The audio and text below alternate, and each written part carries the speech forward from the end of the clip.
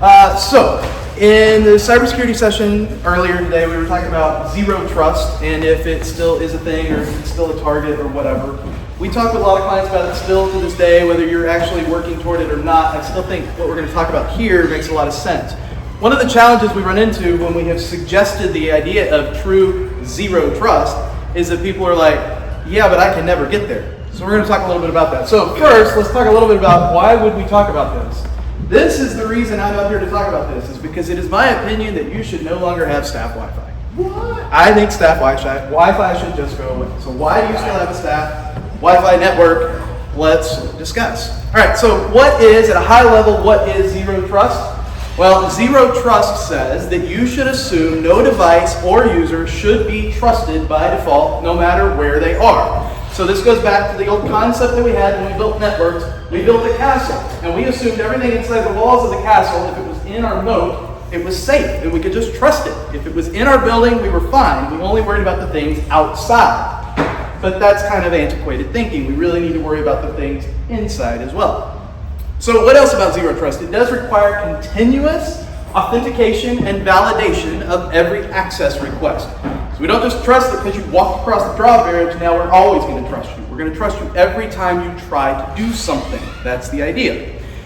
Well, one of the things that does then, that means you need to segment things. You need to separate different kinds of devices and different kinds of users, and not everybody should have access to everything. So it's going to force you to think about micro-segmentation. It also encourages least privilege access philosophy. In the last session, we talked about how churches historically just, all the files are on the file server in the shared drive and everybody has access to them.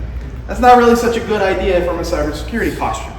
So, zero trust. Why would it help, or how does it help? Well, it does support and encourages remote work and what I like to call cloudy, or you guys might call it SaaS, solutions, right? The idea is we don't need everything to just live inside our castle. We're going to protect things no matter where they are because we're going to use best of breed, which often means we're using things provided by others. It also will limit lateral movement of attackers. What does that mean? Well, it means if you have a device that's infected and you're now on the same network with me and I'm not infected, I want to have separation between your infectedness and my not infectedness, right? So I don't want you to move laterally from one device to another, and having zero trust helps to make that a reality. It also encourages an assume breach mentality, which means you have to just assume you are always compromised. So if you just think of every user and every workstation as breached and a risk to you and everybody else in your organization, good job. You're now thinking like a cybersecurity engineer, right? What else does it do? It limits the blast radius. So inevitably, somebody will get hit. Not just attacked, but successfully compromised in some way, whether that's ransomware or an identity stolen, a compromised business email account, whatever it is, you just have to assume that it's going to happen. And what you want is you only want that one person to be affected. You don't want that to be the launch point to where they now infect everybody. Raise your hand if you have been affected by a ransomware attack that hurt more than one of your devices or your people. Be brave, I know you're in the room. Yeah, don't be shy, come on, it's happened. Let's not pretend like it hasn't, right? Okay, so it also will help meet compliance and regulatory requirements, which I know in the church world we don't like to talk about. We don't like to pretend like we're beholden to them, but unfortunately more and more we are, and we will be. So let's start down this path and let's make it easier to get there because we know it's going to be required at some point. So, if that's all a good thing, what do we do about it? Number one, it is a long journey. Like I said earlier, a lot of people get scared of this and say, well, I can't get there, so I'm not even going to start. That's the wrong way to think about this. Remember, that castle, you did not build that in a day. It took time to get to what you got. So don't think that you can solve this or change it in a day. Your cloud migration, the things that you have made cloudy, that didn't happen in a week. It took time. It was a process. You had to think about it. You may still be working on it. That's okay. It's a progression. Your HVAC and your access controller and your lights and your security cameras, they may never run from the cloud. Sorry, that's just true. You have big buildings, you have complex facilities, and you may never have a cloud-based solution to manage those things. So it's always going to be on-prem. So how are we going to protect it? Are we just going to assume if they're in the castle, we trust them? Heck no. Your users still print. How many of your users still print? This is the reality you have to live in, which means it's going to be really hard for you to reach a complete zero trust model. Now, it's possible, but your users will hate you for it. So you've got to balance these things, right? And recognize that complete zero trust maybe is not your ultimate goal, but 0.1, that seems doable. And by the way, mandating, requiring, or assuming all or nothing is a fool's errand. We're all IT people. We like to really achieve and solve and finish. And it's really hard to think about when we can't finish. So we need to change what our definition of finish might mean, right? We need to understand that starting tomorrow is too late. And by the way, oh, never mind. What can you do now? So let's talk about that. How do you get started on this journey? What are you doing about it? Number one, get clouded. If you haven't started using cloud-based solutions that remotely empower and enable your people, you should start doing that. Get your people mobile. That does mean they need laptops. Plenty of churches still only will provide desktops. I think that's probably antiquated thinking these days. Maybe you're not in the room, but I just think that's true. You need to remove servers and appliances from your environment where possible. You need to get rid of VPN. Just ditch it. Do not raise your hand if you have VPN. You should be ashamed. This is all I'm saying. You need to set up great guest Wi-Fi. Why does that matter? Well, I told you you're going to get rid of staff Wi-Fi. I didn't say you're getting rid of Wi-Fi. So you need great guest Wi-Fi, and it needs to do client isolation. Let's talk about what that means. And by the way, you should just throw away all your printers. This gets a lot easier. If you just don't have printers, this is a lot easier to do. I can't see anywhere because you're screen low. Thanks. You need to accept trade-offs and compromise. Right? You need to understand that you're not going to reach nirvana. You're not going to have perfection. You're not going to finish zero trust, but that doesn't mean you don't get started. And then you're going to turn off your staff Wi-Fi. Because you put everything in the cloud, you got rid of your printers, right? What's left? There's no on-prem Active Directory anymore. It's all cloud identity. Your file services are all Google or Microsoft. Your church management system is in the cloud. Everything that they need is in the cloud except those darn printers and maybe the HVAC controls. So what do you do about that? Well, you build new castles around every single device. That's what client isolation is. Guest network, client isolation, a little firewall around every device that connects. Now they can't talk to each other. That seems more secure than they can all talk to each other, yes? Infected device can't infect other devices. So then you're going to have to create pinholes in your firewall. You're going to have to maybe allow printing. Oh darn. Well, that's the 0.1 I'm talking about. You're going to have to do a little bit of trust. Believe it or not, there are many of you in this room right now that allow printing from your guest wireless to your staff printers. You know how you did that? You just stuck a pinhole in the firewall and you said, I'm going to allow printing from here. Is that risky? Yes. Is that less risky than, hey, we're just going to trust everybody in the castle? Yes. It's okay. I promise. End.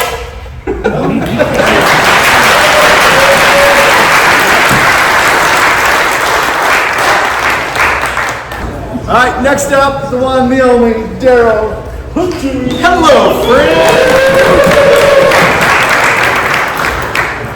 If we haven't met, my name is Daryl. That's my face. So, for those I haven't met, my name is Daryl. My friends call me DW. You can call me DW. My name is Daryl Wayne.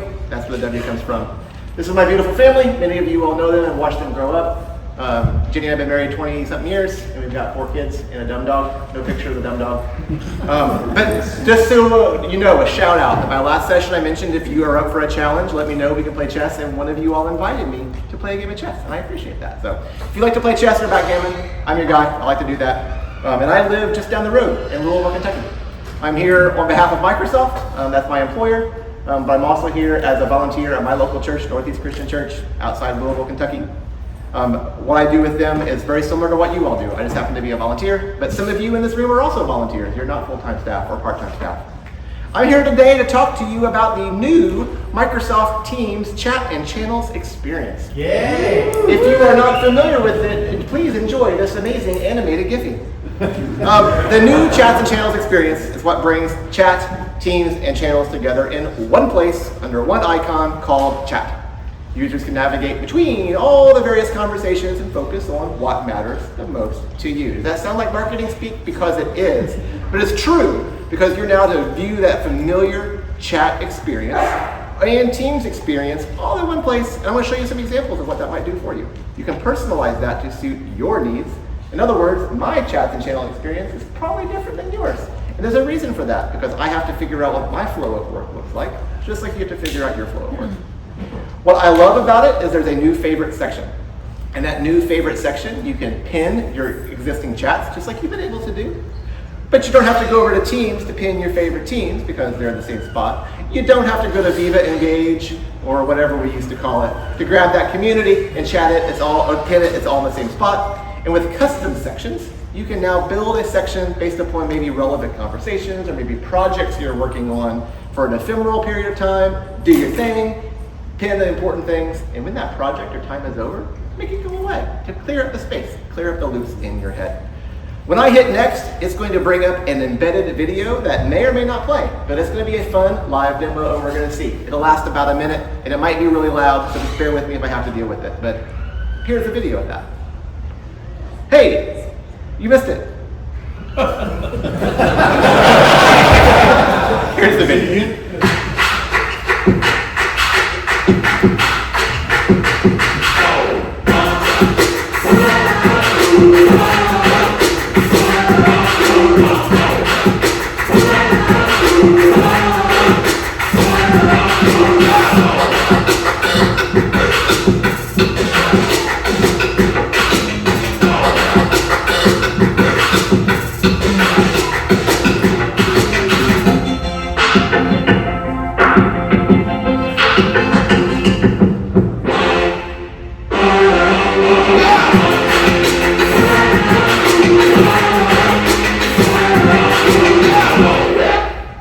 There's your 1 minute Microsoft Teams chats and channels experience, but we're not gonna watch it again. So what you see here is chats and channels in one place. So this is what you saw on that video. So they're together to make it easier to stay on top of your conversations in one single spot. You can filter your search by new messages. It also includes chats or channels, of course, because that's why we're talking about it. You can organize them into sections. Again, like I mentioned, you're gonna see it in a second. But what I want you to do more than just watching stupid videos and listen to me talk about it is I'm just going to go with a live demo and we're going to see how that goes. And I think I got myself set to do not disturb, so no shenanigans please. But before I switch over to a live demo, there are some resources for you to learn more. I added these inside the SCED app, so go to SCED, go to this section, and there's a PDF that has these things. There's an announcement when we announced this on our Microsoft blog, so you can learn why we said what we said from a marketing speak perspective. Likewise, in our support article, there's two things. There's a getting started blog and a support article that shows you what it does and does not do. And then that video I played for you, we call those sizzle videos. In case you'd like to watch that sizzle video, you can click on that YouTube link and watch it yourself. I'm going to stop presenting this particular PowerPoint presentation and go right into a live demo. So won't this be fun together? For those of you that know me well, you know that I do live demo and I don't really hide a lot of things from you all, so I'm trusting. I know we're recording and that's okay. But there's some things that you might see that maybe you weren't intended to see. So just kind of keep that to yourself in case it looks a little different inside my client. It might look a little different inside your client. So we're all friends here, right? I need to change this to be the mirroring view. So I might need a little help to make sure I get that right. I don't want to extend. I want to mirror, choose content, and I want to do entire screen, start mirroring. All right. Now if we go to my Teams client, hopefully you see my Teams client. Yes? Yes. This is the new chats and channel experience. So on the left-hand side, where you have all your different pinned applications, the one right here that says chat, your client might have one that says chat, and right underneath it, you might have one that says Teams. I do not. That is the new chats and channels experience. They're combined into one spot. You can adjust that into your settings over here on the side. You can change your setting and move that from the unified chats and channels experience back to that old and busted legacy model should you want to. But don't do that because there's no reason to, because you're now experts in the new chats and channels environment. Here's why I want you to know how I use it to help my day. So I work for a very large organization, right? I'm on a global team. My team is in many states and many countries. And that means I don't have the luxury of working one time zone. So there are things that happen while I'm sleeping. And there's things that I do that happen while my colleague Soraya is asleep. So because of the way that we do things in certain chats and the way that we do things in certain channels, we have learned to group those appropriately. So I'm just gonna walk you through it. Favorites is what you think it is. Favorites are the people and the places that I work that are most important to me. So what you see in this favorite section are some one-on-one chats, like my boss is John. So I have, John is in my favorites. These two group chats are areas where I do a lot of things around voice and a lot of things about rooms and apparently things about bourbon as well. Because that's the nature of my job. Remember, I live in Kentucky and I like bourbon. But what you'll also see in this favorites, these are channels. This happens to be my team. So my team has a few channels that are important to me. Then there's also some sales channels that I follow. My favorites literally are my favorites. And if I want to move them around, I can move them around and reorder them, that's fine. But what's cool is both chats and channels are in this one section that's important to me called favorites, which I'll collapse now. Underneath that is critical follow-up. How many of you in here are inbox 0 people? In your email, you're inbox 0 people. How do you do inbox 0 in Teams? You don't, right? You can't, it's not possible. So this is the closest thing I have to inbox 0. I have a critical follow-up section and different projects and maybe customers that I'm dealing with are inside my critical follow-up. So if you follow along some naming standards, you'll see who some people are that I work with. You'll see maybe some customers that I work with as well, and some really important things I'm dealing with. When I'm done, for example, with this escalation at La Poste, then it will no longer be in my favorites. It will no longer be in my critical follow-up because I'm done with it. That's my inbox 0 dopamine hit. It's here right now to do the thing I have to do, and then when I'm done, I get rid of it. I'm going to minimize that one.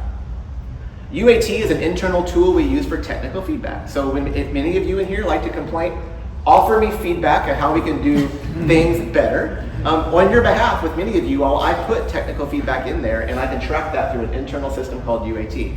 I am a directly responsible individual, DRI, for worldwide technical feedback. Every single morning, every feedback for every product all over the world comes into an Azure DevOps model that I'm responsible to triage. You're welcome. And so UAT is some of those tools that I put in there to keep track of maybe some processes and people I'm working with. These are chats and channels. This is how you can see my workflow from top to bottom. Things that are my favorites, things that are critical follow-ups, things that are UAT. I'm part of our core team. There's some CITN weirdos that I work with from time to time that I put into their own special section. Matt Pugh, if you're in here, you know who you are. These are the people that are more likely just to randomly call me out of the blue. So it's nice to know who you are. And if any of you all in here call me randomly, I'll put you in the CITN weirdos bucket as well. Chats are exactly what you think they are. These are chats that are the same chats that you've been dealing with forever. But then now in this new chats and channels experience, my channels and teams are right below it. So if I minimize or maximize this one spot, I can see the random channels I still have to deal with, the random chats I still have to deal with. Oh yeah, one thing I forgot. We just recently added Viva Engage into this. So these three at the bottom here are Viva Engage, formerly known as Yammer, formerly known as whatever that other code name was. So inside this one spot, teams, chats, and channels, I have the thing that's most important to me. I don't lose track of where I'm working. I don't have to leave this app. And everything I just showed you works brilliantly on a mobile device too. And I'm done. Thank you. How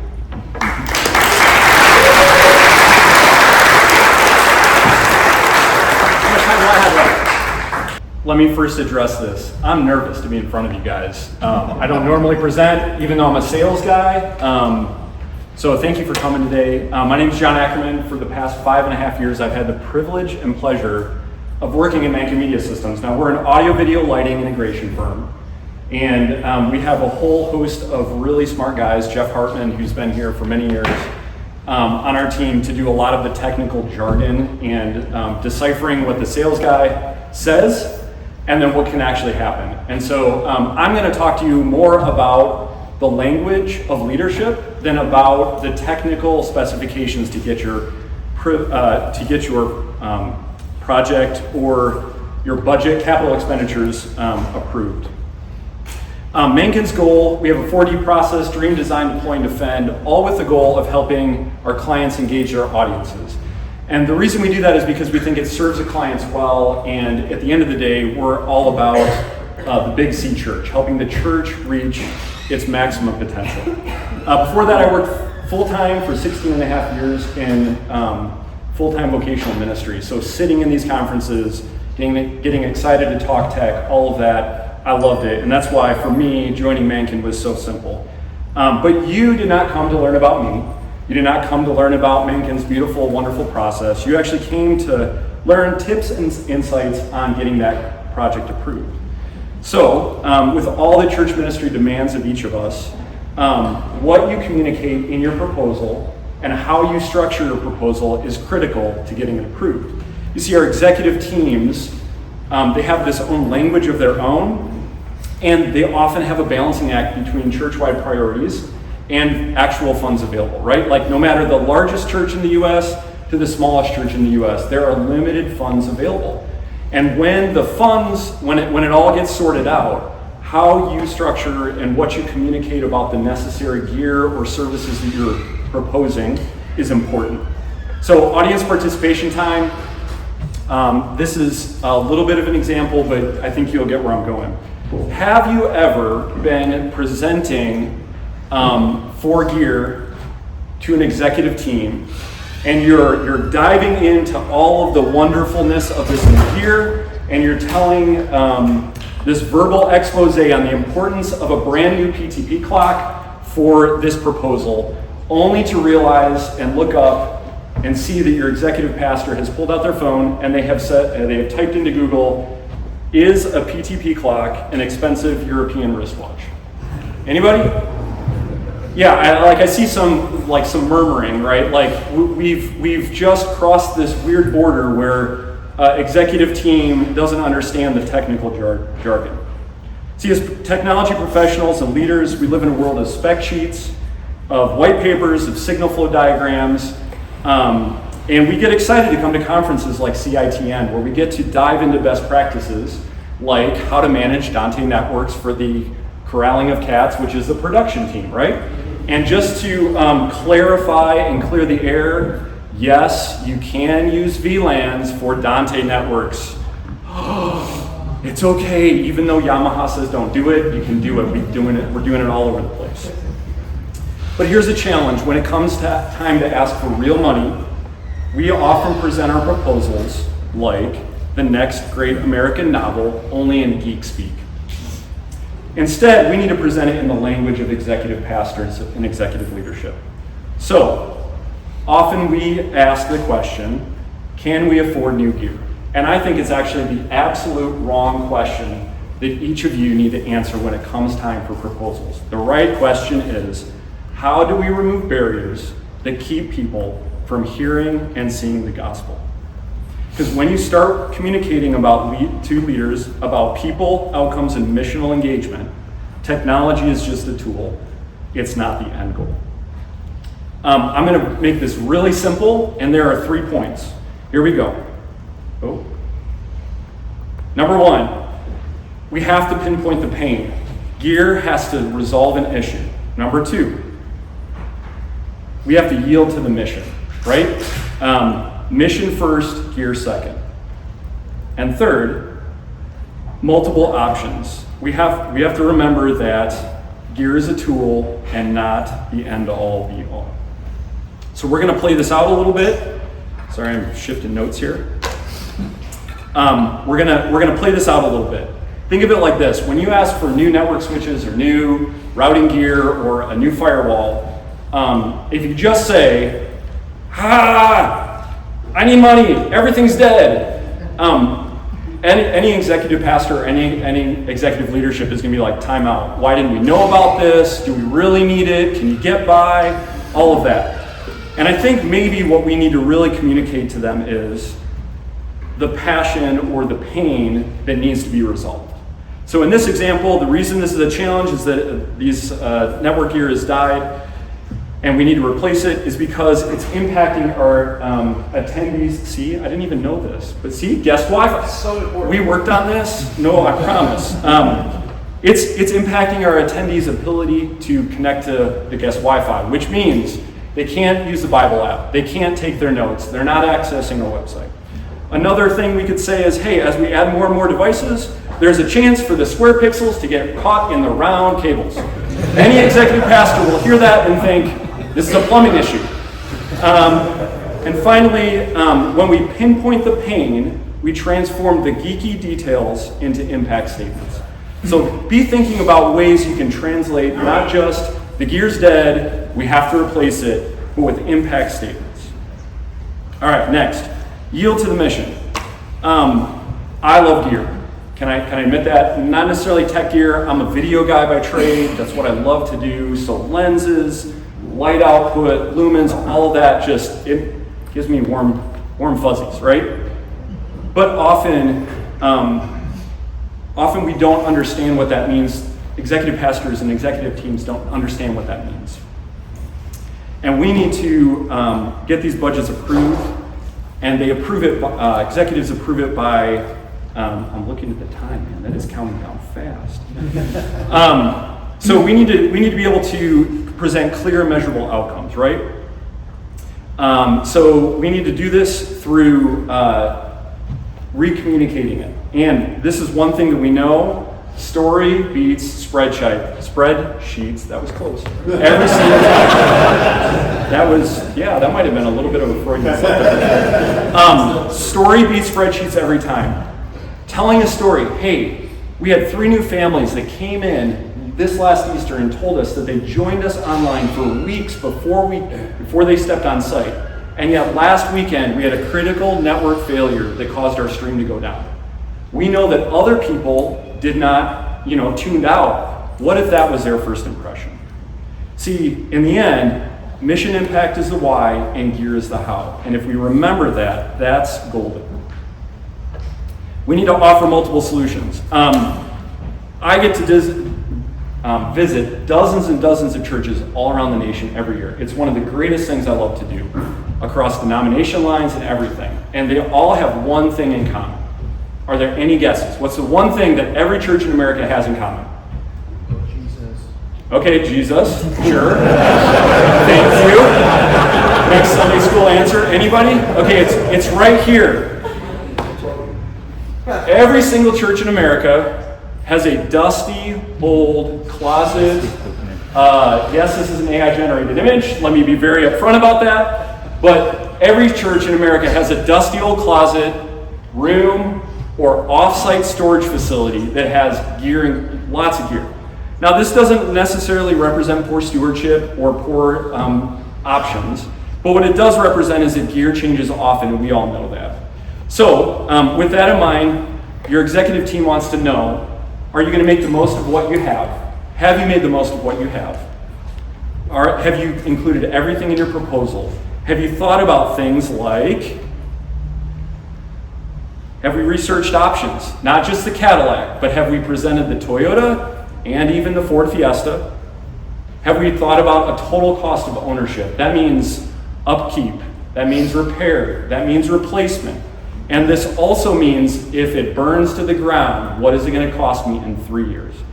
And then finally, align the project. We need to align the project with the capital and budgeting process, meaning in 6 months, if you come back to your executive and say, I need $10,000 more than what I asked for, their hair's going to light on fire, they're going to run out of the room, and you're never going to get a seat at the table. See, when we show stewardship, you show that you are trustworthy. Okay, let's go back to the 3 points. Pinpoint the pain, yield to the mission, multiple options. I love movies, I love Easter eggs, and yes, that was a Marvel reference. PIM, right? So that's the way you can remember it. We'll go back, pinpoint the pain, yield to the mission, and multiple options. Now, there's one core idea to this whole thing that I want you to walk away with. So if you're a DC fan, I apologize, tune back in for a minute, and here it is. Don't present the gear. If you do anything, do not present the gear, present missional impact. When you do that, when you invite them into the process, when you invite them into the story of what the gear is going to do for you, when you invite them to see that gear is just a mode to multiply and extend reach, you're going to help them understand that the gear is about the people and about discipling believers and about glorifying God. Thank you.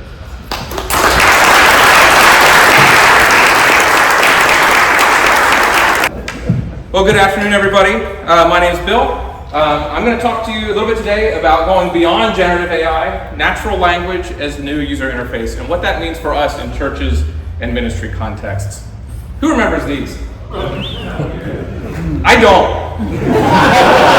Sorry. But up until the 1970s or so, if you wanted to interact with something resembling a digital computer, this is what you used. And really, for all the history of digital computing, we've had to speak the language of the machines. Now, fortunately, we went past this. We got stuff like this. Apparently, that was the first one with a screen and keyboard from what Google AI, whatever, told me. And we got it, and it was nice because you could see kind of what you're working on. You get more immediate feedback, that sort of thing. Great, we're moving up in the world. Then we came up with stuff like this, where it was more graphical, kind of exposed the ability to interact with the machine to the masses. And then we realized we needed really a better way to do that, so we got these things, so we could point and click, and magic happened. And then this thing came along around 2007. I do remember that, just want to be clear. And suddenly, touch had been there before, but now the masses were exposed to this and started to use it, and it exploded. But again, in all cases, right, we're adapting our inputs from the language that we use to interact with each other to what the machine can speak and understand. But that changed, fortunately. Remember this guy? Hey, Bill, I see you're working on a letter. Is it a business letter or a personal letter? What Clippy really should have said, hey, Bill, I see you're trying to get work done. Do you want me to interrupt you now or now and later?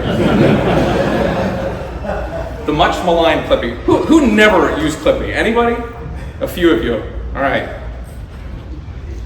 Then we got these things. And they were a lot better, right? Now we could speak to it and it would interact with us and it could start to take some action on our behalf. But these tools were still pretty limited, right? So I use a Fruity device and I remember thinking, man, it'd be great if I could say, hey, Fruity device assistant, whose name I won't mention because all your phones are going to go crazy. Can you turn on my flashlight? Sorry, Bill, I can't do that. What good is that? And then I kind of figure out, oh, well, these things it's good at, these things can't do it. It was really hard to discover, and it was just like, it was kind of clunky, right? But they've gotten better, and they've gotten over time, but there's still a problem. So developers can build kind of custom skills or capabilities for these things, where we can interact with external systems and send messages and do all kinds of cool stuff like that, turn on the lights on and off in our houses and do cool things like that. But these interactions have been limited for a couple reasons. One of the big ones is, as a developer, if you wanted to integrate with the Fruity platform and the Rainforest platform and this thing, you had to write an integration for each of those for everything you were trying to integrate with. It was a ton of work, and they all worked differently, and they all had different specs. And so it just didn't scale well, and it was expensive, and all those sorts of things. But this is changing. You're already using the stuff that's driving this change. We're making this transition from generative AI to agentic AI, and then there's this thing called the Model Context Protocol. Okay? So, really what's happening here is, generative AI is almost old hat, right? We've been talking about that for a couple years now. Hey, I can generate text and video and summaries and all these cool things. And that's great. The next thing that you've probably started to hear is this idea of agentic AI. This is really going from just, hey, I can kind of create this content, to now it can take actions on my behalf and actually like do things. And it can have this sort of set of capabilities available to it. And the thing that's coming out that's really making those capabilities possible is this thing called the Model Context Protocol. A year ago, when this conference happened, this thing didn't exist. Spec didn't exist yet. This is all within the last year. It's crazy how fast this stuff is going, but you already knew that. But what this lets you do is, with Model Context Protocol, as a developer, I can build an integration one time that works with all my stuff that I want to integrate with, and it works with basically all of the applications, your Claude, your co-pilots, all those things that can interact with that protocol and with all the different LLM models. And so now suddenly I can build it once and it's becoming a standard and it's a whole lot more fluid of a process. And as a result, this stuff is just going to explode. And so I want to show you a demo. Hopefully it'll work, demos and all that. At my church, I volunteer on the production team. I've been doing lighting since I was in high school, and really enjoy being able to kind of do the art side and kind of make my nerd brain happy, right? And so over time, I've used a lot of different consoles and different things. They were all variations on a theme. There were some faders, some buttons you could click, lights turn and off, you make it move around, cool effects, etc. There have been lots of iterations on that, but they've all been basically the same idea. And so as I've become kind of more, somehow became the one that started to become more senior on the team, and now I'm training new people instead of being the one to be trained, I realized, gosh, there's a lot of work here to get somebody up to speed, right? It takes a lot of time. There's a lot of effort. You have to spend a lot of hours in the console to really get good at it. And so the problem I was trying to solve was, what would it look like if we could bring some of this stuff together in a ministry context, and how can I get more people to be involved and make it more accessible? And so I've been playing with this idea, and let's make this a little bigger. And so this is the lighting software that we use. Any EOS, ETC, EOS people in here? A few. Yeah, a little more on the theatrical side, but this is the platform we use. But now I can do things like this, using that MCP protocol to build this integration. Okay, I won't mind it. I'm not minding it. Hey, can you pull my weekend service from Planning Center and build out some lighting cues for me for just the songs, please? And so I have built some MCP tools that go out and talk to Planning Center. There are multiple tools here. They're going to figure out, the LLM figures out, how do I use those tools? How do I sequence those tools to get the information I need? It's saying, hey, you have all these different service types in Planning Center. You've got, I need to know what the next service is. I need to get the service order items. Hey, there are my songs. And I'm going to go build your lighting cues. And there it is. Didn't have to push any buttons, all with natural language. And then it can go further. So let's slide this over. This is a 3D model of one of our spaces at my home church. And I can say things like, hey, let's go start working on programming the service, right? Hey, bring up the backlight spots and apply the tight circle effect.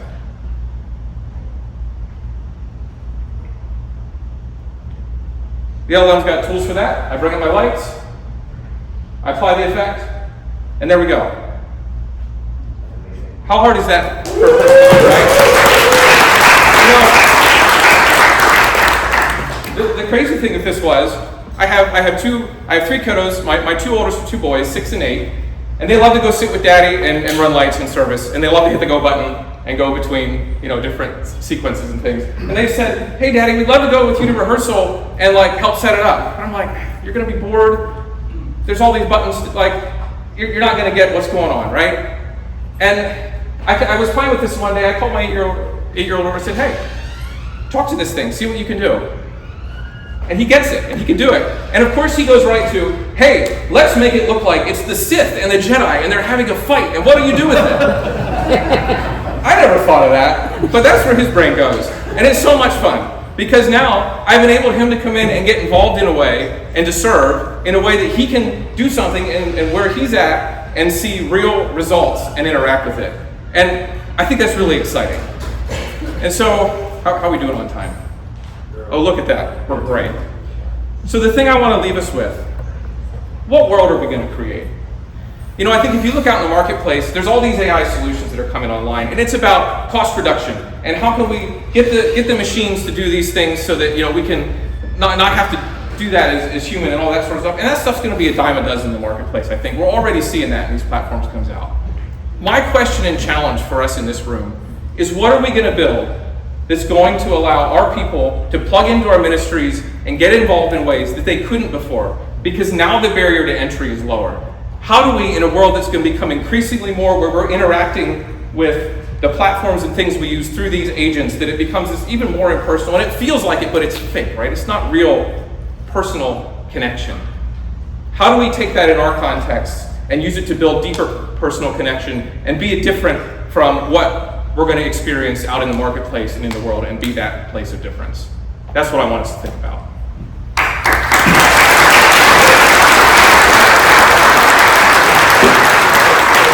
afternoon, everybody. I'm Carrie Gilbert with Azuris, and I had the privilege of going to DEF CON this summer, which was my first DEF CON. I was a noob. It was amazing, and I didn't know what to expect. So how many in this room have gone? Anybody? What is it? It is I will get to the explanation, but it is a huge hackers convention. It's been around for, I think, close to 20 years. So it's in Las Vegas, and I had been warned ahead of time that probably one of the most disturbing things that I would encounter at DEF CON was the fact that apparently bathing is optional for a lot of the attendees. So that was in fact not the most disturbing thing that I saw. So the first lecture I went to was an undergraduate student from Michigan State showing us how very easily with $200 worth of parts from eBay and information from the patents for certain wireless locks, they could hack SafeLock and Sapphire, which are on a bunch of hotels and apartment complexes, which is very concerning to me as a mother of 2 college students. So they walked through step by step, and they had done tests on all of the strip hotels. Thankfully, most of them were using locks that you couldn't clone a key card, but there is still one hotel on the strip, they didn't tell us who, that you can actually hack. So that being said, I got to go back to all of my friends and my daughters who make fun of me incessantly as somebody who is anxious by nature, also in cybersecurity and travels alone. I got made fun of because this is what I do when I stay in a hotel. I got to tell them, in fact, I was right. So, which is my favorite thing to do. So, you guys had asked, what is DEF CON? It is hackers. You've got noobs like me.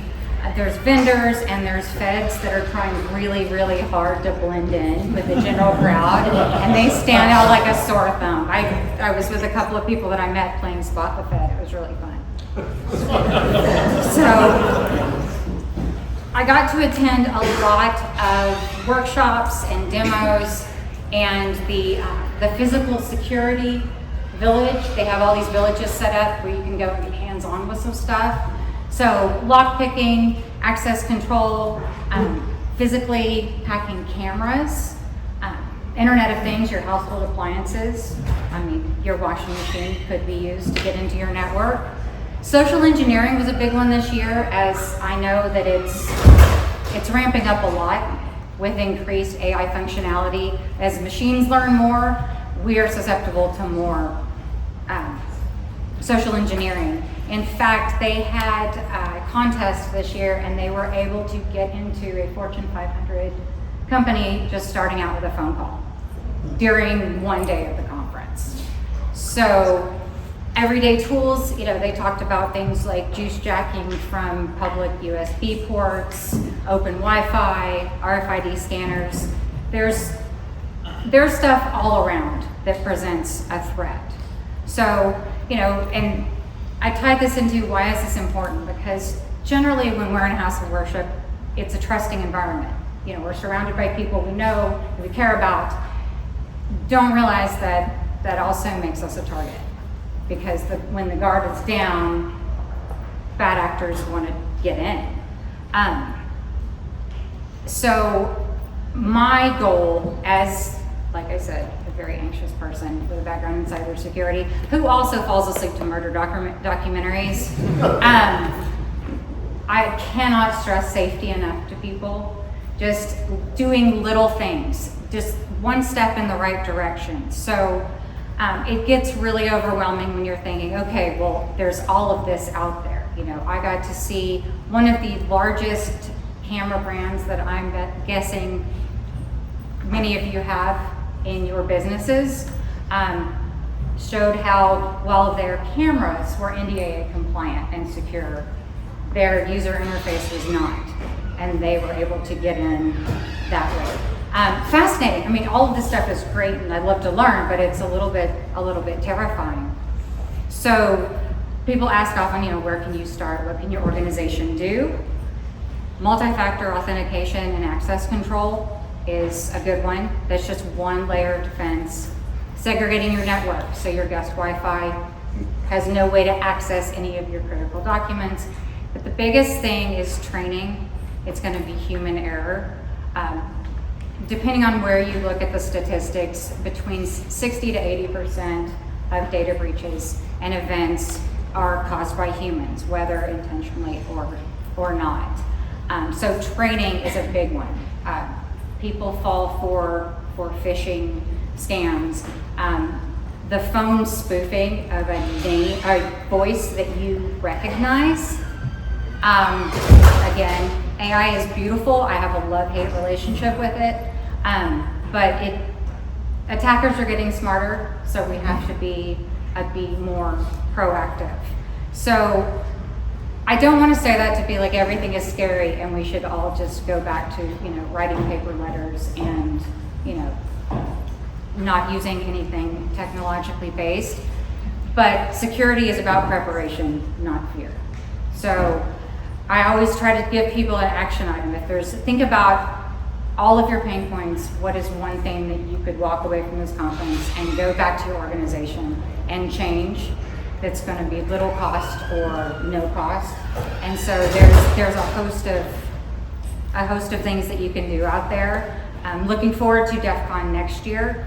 Because I didn't get to see all of the workshops. Apparently they start lining up like Taylor Swift tickets are going on sale for some of these lectures. And I'm excited to see more, because there's always something new. And what you see there is either an active exploit or threat that is out there in the world right now, or it's something that you're going to see a lot more. And these generally, if they gain traction, they grow exponentially, and then that's when you start seeing them on the news. So that is my experience with DEF CON. I'm very excited about going back next year because it's an electronic badge year. And we'll get a light up badge, which is always, I guess I'll work to the grocery store to tell people how cool I am going to a hacker convention. But thank you guys for this.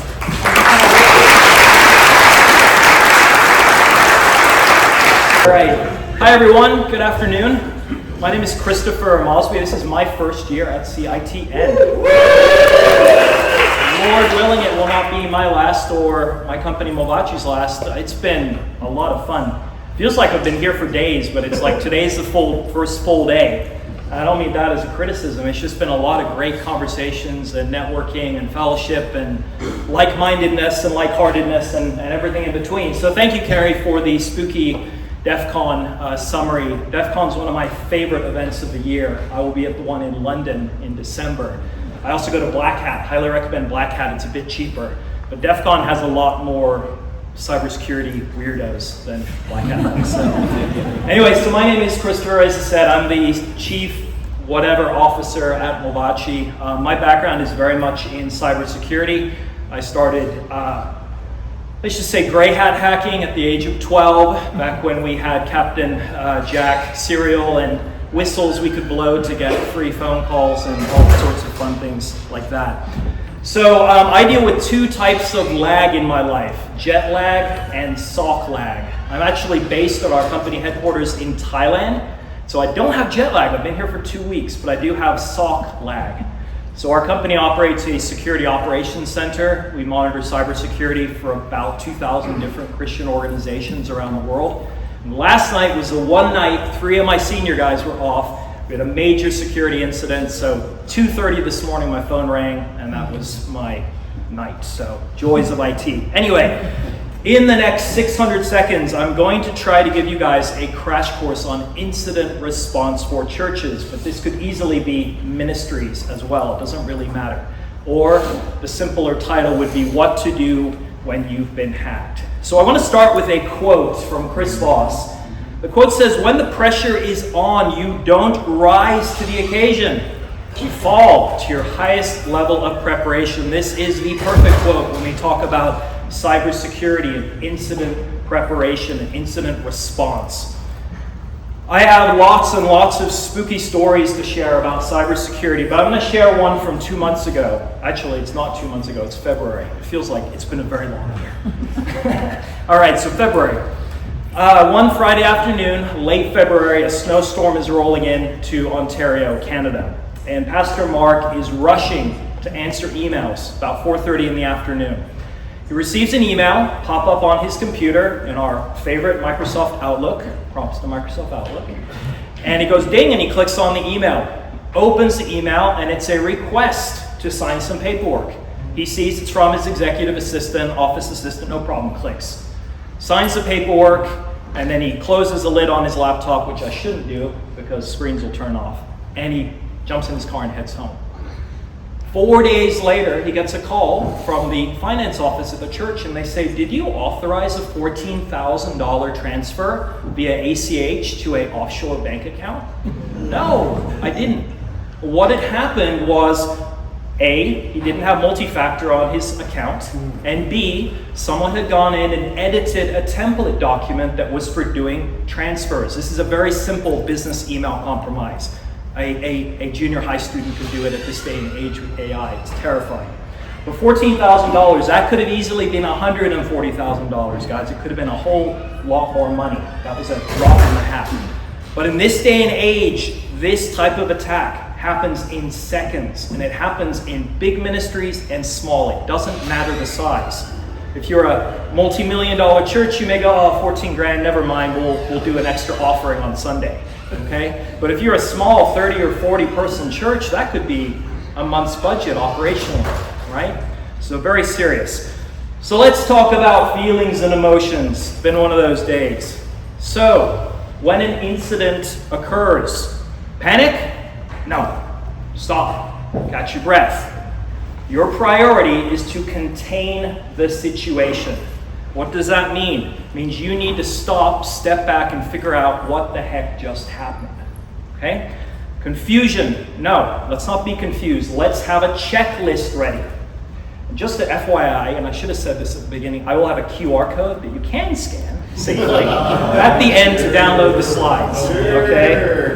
Hey, there's been lots of people by our booth scanning our QR codes, so talk with the committee later. No, I will have the slides available for you, absolutely. So, checklist. Good idea to have a checklist, and we'll talk more about that in a moment, what that looks like. Shame.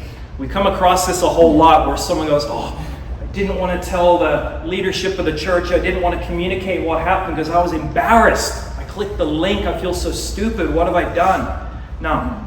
Take a step back and communicate. We're all fallible, right? I know cybersecurity people who have made six-figure mistakes in their email box. I haven't. I made a smaller one than that, but all of us can do it, okay? Urgency. Don't feel a sense of urgency. The issue has already occurred. You cannot go back in time. If you have a time machine, please let me know. I will borrow it happily, all right? Your priority is to preserve the evidence. Keep everything as it is so we can investigate and we can follow up. So 5 things you need to consider doing after that incident. Don't overthink this, okay? 5 things. Number 1, disconnect the computer. I asked my wife has a counter-human trafficking NGO she runs, also in Thailand, what would you do if you had a malware incident, or what would you do if you had a business email compromise? She said, I pick up my laptop and throw it in the bin. Probably not the best response. But do disconnect the computer, whether it's disconnect the power or disconnect the network connection. Why? If it's a ransomware attack where your computer has been encrypted and now has malicious information or malicious software on it, you need to isolate that computer from the rest of your network, from the rest of your church. Second, document. Go old school. Get a pen, get a paper. Start writing down what happened. Okay, at 4:30 I got an email. I clicked on this, I clicked on that. Why? It's very easy to begin forgetting the facts in the midst of crisis. Number 3, notify people. Let the right people know what's happened. And we'll talk about who we suggest the right people may be in a second. Preserve, I mentioned that earlier. Don't throw anything away. If you received a malicious email, please don't even delete the email. Leave it there because it may be needed for the investigative process. And lastly, call. If you have a cybersecurity company you deal with, an MSP, an MSSP, or some other IT resource, contact them and let them know. So many of the bigger events, bigger cybersecurity issues that we deal with, many of them lead to litigation, meaning they could go to court, whether it be criminal or civil court. There could be other ramifications for the event. So we always recommend every church, regardless of size, have legal counsel. Have an advisor that can advise you what steps you need to take should you experience a cybersecurity incident. Law enforcement does need to be involved, especially if it's criminal, especially if there's been fraud involved, okay? No, you can't call the FBI directly. You do generally have to go through your local law enforcement and allow them to escalate it up the chain. Hopefully everyone has cyber insurance. There's different packages, different sizes. There was a session earlier, one of the gentlemen in the room, maybe he's here, I'm not sure, had experience in that, but you should have cyber insurance to make sure you've covered your liabilities. And then lastly, you may need to notify your congregation. There are situations in which you may have personally identifiable information, or PII, of your congregation. If that gets leaked, if you lose a database of donors, you may need to let them know, hey guys, this has happened. We need to make you aware, and these are the steps you may need to consider to protect yourself or to protect your credit, etc. So what is an incident response plan, or IRT? It's your fire drill for cybersecurity. It's a one-page document. Generally, it's actually double-sided, but we still call it one page. It's kind of hard to fit it all on a letter. But it's a one-page document, essentially, and it will outline the roles within your church or within your organization of who is going to help in the event of a cybersecurity incident. It'll list the contacts. Who's your cybersecurity insurance provider? Who is your MSSP or your MSP? Who is your legal guidance or your legal counselor? All that information on one document. And lastly, but also very important, it guides decisions. Very hard to make decisions on the fly when we deal with crisis, right? It's good to have a document that says, okay, step 1, do this, step 2, do this, step 3, do this, right? So that IRT is your fire drill for a cyber incident. Now, should you print it off, post it on the wall, and come back in a few years? No. It needs to be reviewed and re-reviewed on an annual basis. Make it part of your governance. Make it part of your board meetings. Okay, everyone, when did we last review our incident response plan? When did we last verify our cybersecurity insurance was extended? We dealt with a large U.S. ministry 2 years ago. 6 weeks after their cybersecurity policy lapsed, they had a major incident. Guess how much insurance they had? Nil. Guess what their losses were? 1.7 million US dollars. Big chunk of change, okay? That was an example of where the process failed. So again, have that IRP ready, have it printed, review it annually. List your contacts. I cannot emphasize this strongly enough. I realize I'm at time, I'm nearly done. Back up your logs. What does that mean? Don't just have logs everywhere. I can expand on this outside of this session. Practice incidents. It doesn't hurt to go into practice mode and say, okay, Jenny's computer just got malware. What do you do? Run through the incident response plan. Lastly, remember, okay, you don't rise in crisis. I don't know really anybody or too many people that do. You fall back on your preparation. So take the time to print, to assign, to practice. It's flashing for excitement purposes. All right. Print, assign, practice, and review. And if you are brave enough to scan the QR code, which I do certify as approved, stay. Okay. Hurry, very good. Okay. That's all, guys. Thank you for your time.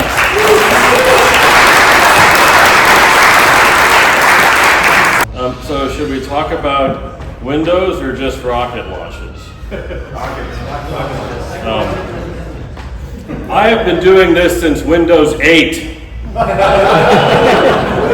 I cannot believe I'm still talking about Windows. No, clearly it's God's operating system. But the sooner you all figure that out, the sooner Jason will give me a different topic. I mean, talk about being typecast. They don't even ask, they just say, hey, do the Windows thing. But let me tell you how the sausage gets made before we talk about the Windows thing. Are you familiar with the evil overlords that run CITN? In my world, I'm a Star Wars guy, so I prefer to look at them like the Empire. Or for the Star Trek fans, the Borg. I'll pause. Well, ooh, some of you figured that out. So anyway, I get an email from one of the evil overlords. And the email said, would you mind if we posted a photo of you as a meme for the conference? I knew what that meant was it was already locked and loaded. They were just... Did you see this?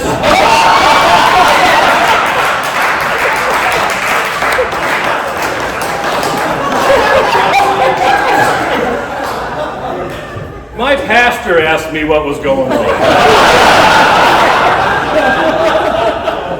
So I had to get my legal team involved, and then my legal team called Taylor's legal team, and we were both worried about the same thing. Why am I Taylor?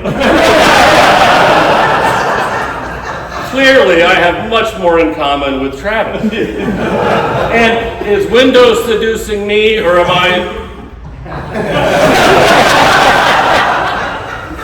So this thing hits the internet, my phone, I mean, I literally said fine. Within 20 minutes, my phone is going crazy. So I thought, okay, that's fun. Maybe a few extra people will show up at the event. Then I got an email from another one of the evil overlords. And it literally said, I guess you've seen that you're doing the TenTalk again. Is this a contract? I had no idea, so I said, all right, well, just tell me what you want me to do, and I'm happy to do it. And this is what they sent me. Here's your title, MS Windows something something, aka Comedy Time with Jonathan.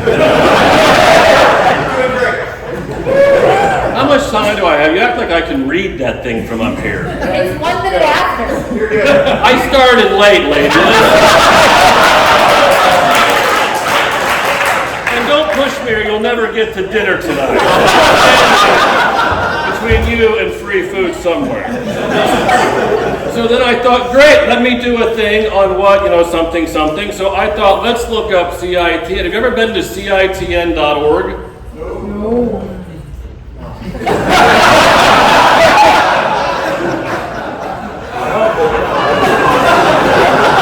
These are good people. The Chartered Institute of Taxation of Nigeria. I'm sure these are fine folks, but I've stumbled on this by accident a few times. AI one time I said, take me to the Church IT Network website, and it took me here. Because apparently the domains are similar. You guys really should buy this domain. CITN.org I think would work. But anyway, then they said, well, maybe you should, all right, talk about Windows 10 or 11 or whatever we're on now, who cares? They keep bringing up this stuff that obviously Microsoft is perfecting what everybody else does.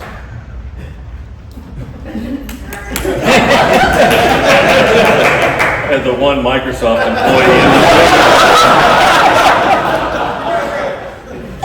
Anybody running Windows 11? And they keep coming up with some cool stuff, like tabbed file browsing keeps getting better, like tabbed browsing in your Explorer and files or Windows Explorer for files like you have in a browser. That's just a cool thing. I'm so glad they've got that. My productivity personally has soared. And then have you seen this? Another epic ability now because Windows is so solid. What are you laughing for? Let me get to the joke. Because the Windows operating system is so solid, they've made it easier to kill the process from... Wait about that, Daryl. So now, instead of hitting, Alt F4, Control, Delete, and Escape, whatever, now I can just right-click and go End Task. I thought that was epic. Don't lean into stability, lean into making it easier to kill the things that aren't working. And then, of course, I would be remiss if I didn't mention the confusing mess that...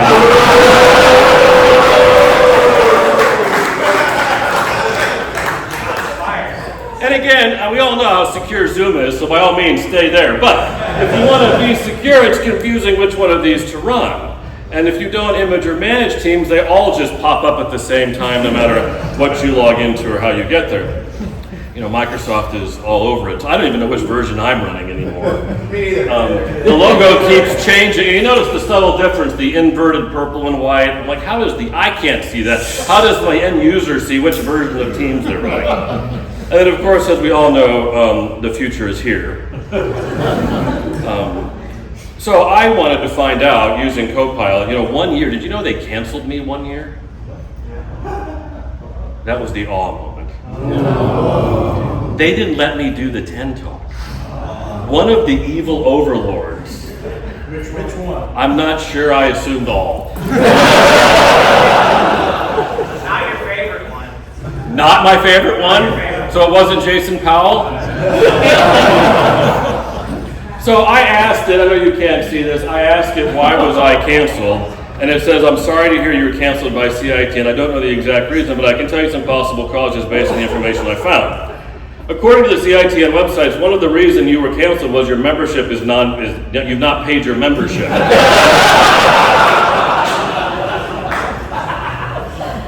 We have dues? I think it was looking at the tax people in Nigeria. And then I said, why did the church IT network cancel me again? And it says, I'm sorry, I don't know the reason, but I couldn't find their cancellation policy. Maybe you should contact them directly. Their website is here and their email address is info@churchitnetwork.com. That's like a black hole if you email that email address. And of course, one of the best features of Windows 11 now is this thing called Recall. Are you familiar with Recall? It's super non-privacy, non-creepy. It tracks everything you do on your device. Yeah, thank you. So, old guys like me forget what we did 2 clicks ago. This thing recalls all of that. The bad news is if you're working in a corporate environment and you turn this on, guess who else can see everything I clicked on over the course of the day? Guess who else can see that I'm not the most efficient person and I misclick more than I properly click and I'm constantly doing things twice? No problems with this. I'm sure Microsoft will keep it secure. Copilot will make it better because it'll be able to see how much I've goofed up and say, hey, here's a way to improve what you're doing. Clearly, it's going to be a benefit for everybody to have Recall on your machine. Oh, look, rockets. How did that get in there? No idea where that slide came from. Anyway, how many of you are still doing this? You got 8 days.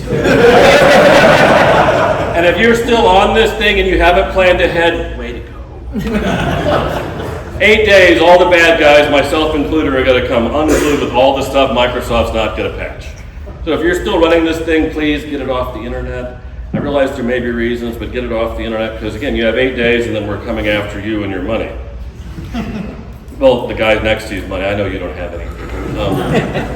And then in the Windows 11 world, are you ready for 25H2? Yeah, it doesn't do anything. I mean, it's out now. You can go get it. We should totally tank the Wi-Fi here. Everybody download 25H2 now. It won't auto-update. You got to go to the back end to get it. But 25H2 is out. The point of this is don't get behind. I'm not saying you want to install this tomorrow, but hopefully in Q1 of next year, you're confident enough to stay current on this because Microsoft is doing these once-a-year updates, 25 second half. You get how... But you want to stay up with this because if you don't, the support clock is ticking, and then if you don't, you're still running Windows 10 when they come out with Windows 12. Get out. Microsoft is taking naming convention rules from things like, Apple now, because we went from Apple iOS, to 26? That makes sense. Let's name our OS after used cars. Microsoft Xbox, Xbox 360, Xbox One. Anyway, I asked AI, of course, is Windows 12 coming out? There's no official announcement from Microsoft regarding Windows 12. This is Copilot. I know it's late, but stick with me. And therefore, no confirmed release date, features, or system requirements, while rumors and conceptual art, hence the last slide, circulate online, driven by speculation around Windows 10's support and the introduction of Windows 11. All information about Windows 12 is currently unsubstantiated. Microsoft's focus remains on Windows 11, with annual feature updates making any claims about Windows 12 premature. What do you think? Yep, that's accurate. Check it out. Yeah. He doesn't know. He's in the complaint department. Literally. He told me I'm in complaint escalation, so if you're really mad, you get to him. And then all he does is pass the buck.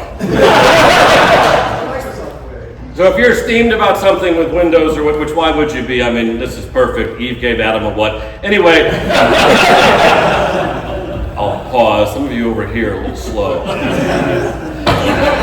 Anyway, talk to Daryl. He'll be happy to pass along. So, Windows good. Everything else bad. If you have questions, please feel free to contact me.